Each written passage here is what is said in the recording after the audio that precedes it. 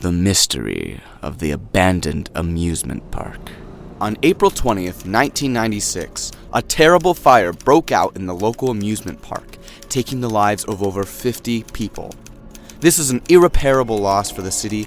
The city council is mourning alongside the victims' parents. Minnesota Weekly newspaper. Annie laughed in their faces. They're still such kids.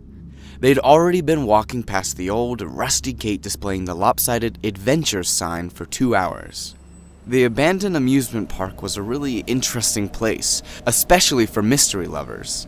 There were rumors that not a single animal had ever entered the area. Even birds would avoid it, flying around the park in a wide arc. And every person who dared to enter the park had never returned.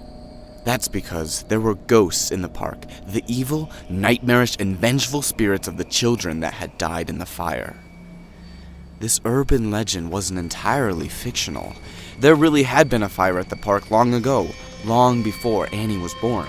There had been many victims and much of the park had been destroyed, so it had never been restored. Instead, it had simply been locked up with a heavy padlock. Which made no sense, since it wasn't that hard to climb over the gate. But, if asked, Annie would have said that ghosts don't exist. This was just an old, creepy park with a weird history, and they were a group of living children that liked to get together in the strangest of places. Parents don't realize that children adore mystery.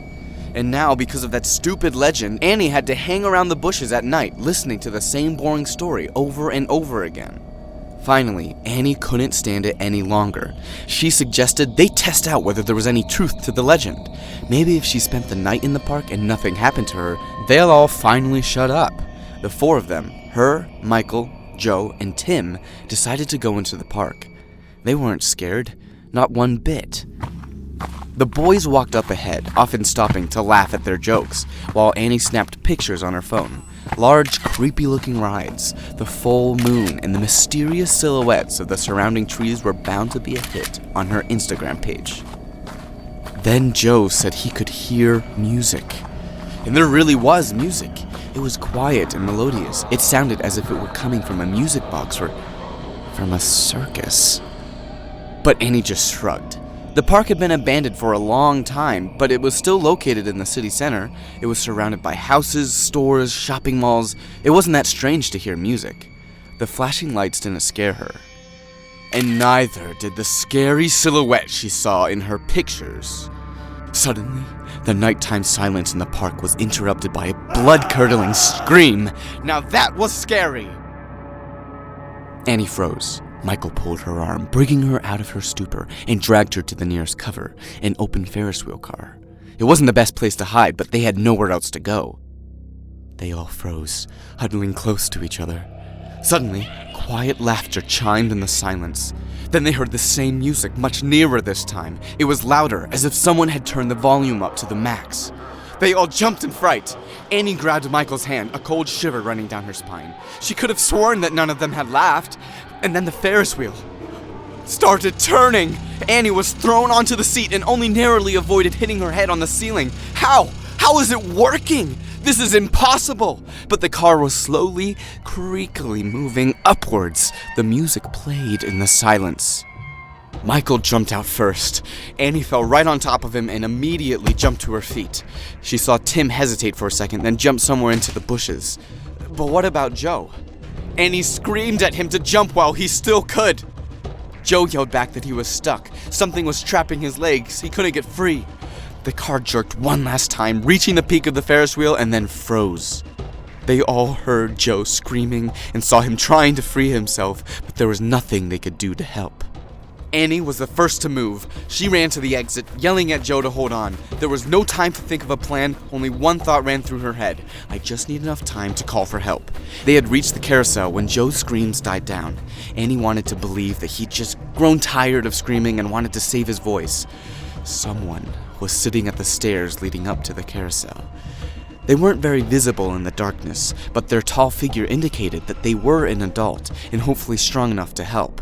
Without considering why this person, a full-grown adult, was in the park, Amy called out to the stranger, ignoring her friends' pale faces.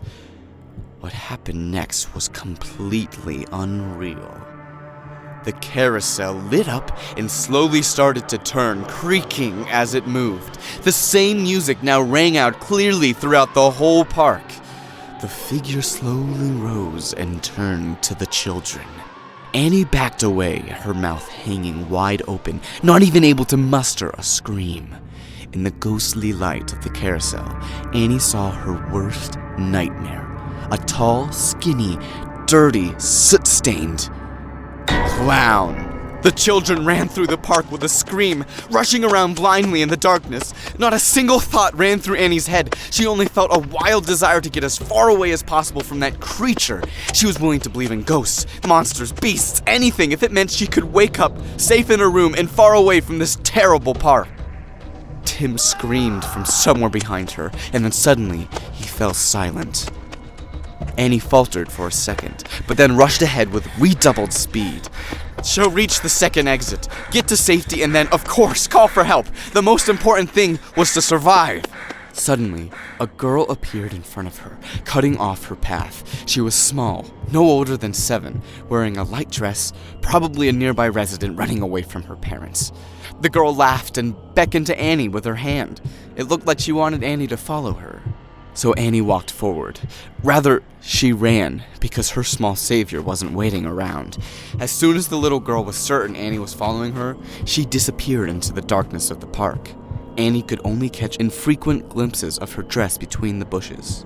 Then a pain suddenly shot through her leg. Annie stumbled over the battered path and fell forward, face first, into the bushes ahead. She froze, covering her mouth with her hands, ignoring her pain. The clown was standing on the path right in front of her, his arms outstretched. He howled like a beast, throwing his head back to face the sky.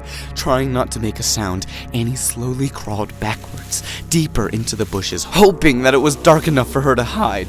Then, she brushed against something icy. Annie turned around and screamed with all her might, no longer afraid of being heard. The girl, the sweet small girl that had called to her, was standing right there. Her eyes were empty, like a dead fish. Her arms dangled lifelessly by her sides. Only her smile was the same as it had been before, but that only made things worse.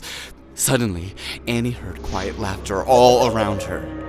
Annie rushed away with the last of her strength, realizing that she had nowhere to run.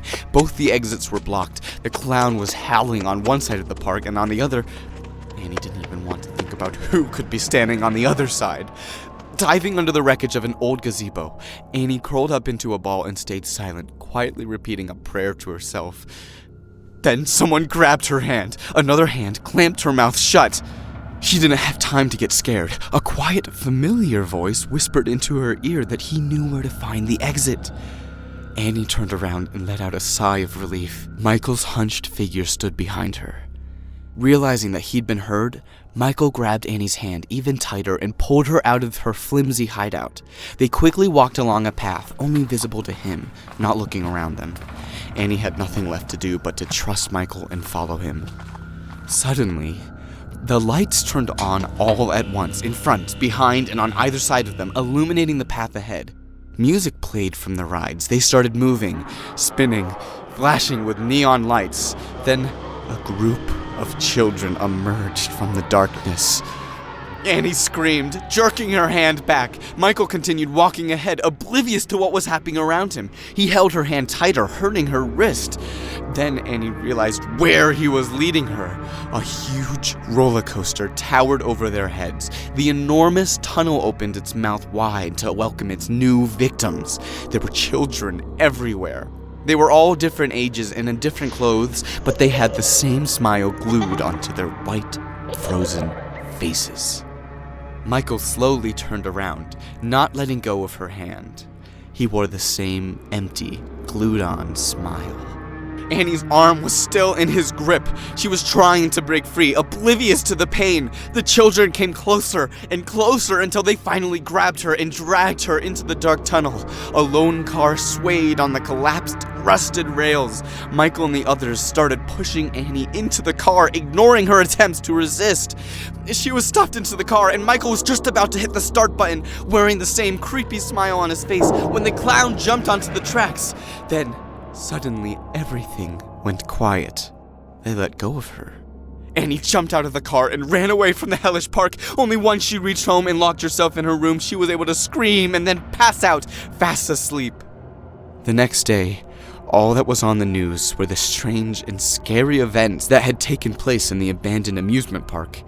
Annie didn't want to hear any mentions of the park, but the TV in the living room, the old radio, even the cars that passed by her house were all broadcasting the same story. Her friends were dead. The local homeless guy who often wandered around the park wearing a clown costume had found them. He'd even helped the police collect the bodies. Joe's from the Ferris wheel car, Tim's from under the carousel, Michael's. Anne covered her ears and hid in her room. She felt safer there. She woke up to a text message. Annie automatically clicked on it and dropped her phone in horror. "Come play in the park." The message was from Tim's number. Come play. The messages poured out one after the other. Feeling hysterical, Annie threw her phone against the wall, but it wouldn't stop dinging. Someone pushed her from behind. Annie turned around and opened her mouth in a silent scream. Her friends were standing in front of her. Tim, Joe, Michael were there in her room. Annie screamed that they should leave, disappear, evaporate. They're dead. Michael looked her right in the eyes, then said so indifferently, "So are you." Michael was found under the wreckage of the gazebo, and Annie, the only girl in the group, was found in the roller coaster car. They weren't the first victims of the abandoned amusement park, which is why the city council decided to level the park and build a new, completely safe shopping mall in its place. Minnesota Weekly newspaper.